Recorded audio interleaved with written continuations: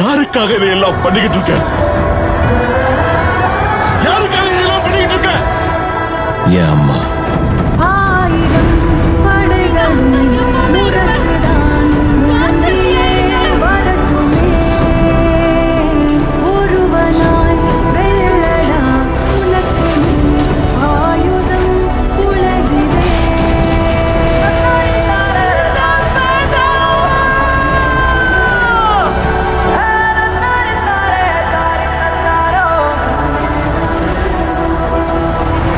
ஆனா போகும்போது என்கிட்ட சத்தியம் வாங்கிட்டு போயிட்டேன்.